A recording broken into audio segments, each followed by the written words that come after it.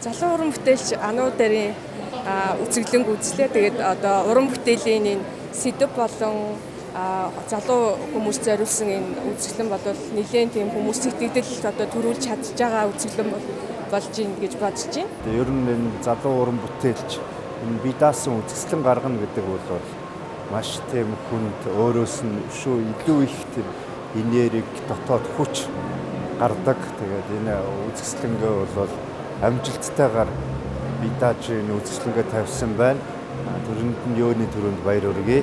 Монголын хамгийн анхны том хэмжээний талбайг хамарснараа бас онцлог нэг үзэсгэлэн боллоо. Монголын нийгэмд болохоор хамгийн их түгээмэл явдаг хэллэгүүд одоо бид нар санаандгүйгээр санамсаргүйгээр санаатаагаар юм уу нэг нэгэндээ бол халтдаг тэр үгс хамгийн түрүүнд үзэсгэлэн рүү ороход бол ханад бичигдсэн байна. Одоо манай энэ бидний амьдарч байгаа одоо энэ нийгэмд эмэгтэй хүн байтугай эрэгтэй хүн ч гэсэн ингээд бас өөрийнхөө байхад хэцүү байдаг. Жишээ нь одоо намаач гэсэн ингээд том эмэг зүгээд явхад хүмүүс гайхаад одоо эрэгтэй гэж яагаад энэ том эмэг зүгдэн ч юм уу те. Хүний бас нэг эрхэнд айгүй халтдаг байхгүй юу.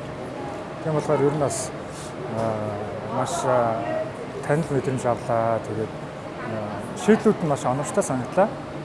Тэгээд бас ийм сайхан үзэсгэлэн гаргасан хүмүүс Ануу дартай баярлалаа гэж байна.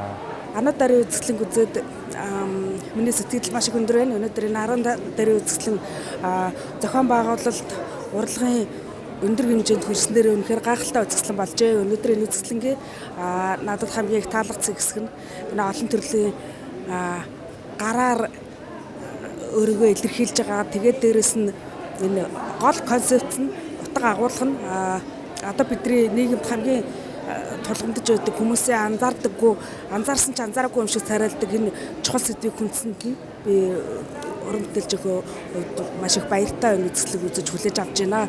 Баярлалаа. Өөрийн эмгтээдээр дамжуулан нийгэмд үүсээд бидний нүдэнд харагддаггүй ч гэсэн одоо тулгамдсан асуудлууд энийг болоод байгаа хувь хүний орон зай болон сэтгэл зүйн эрүүл мэндийн одоо асуудлыг хүндсэн байна.